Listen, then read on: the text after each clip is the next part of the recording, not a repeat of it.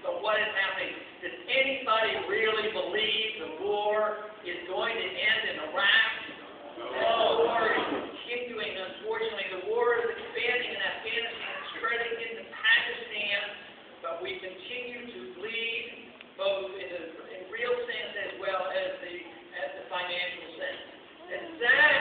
Exactly what the Iranians and the Al-Qaeda and some of bin Laden, they all said, this is what we'll do.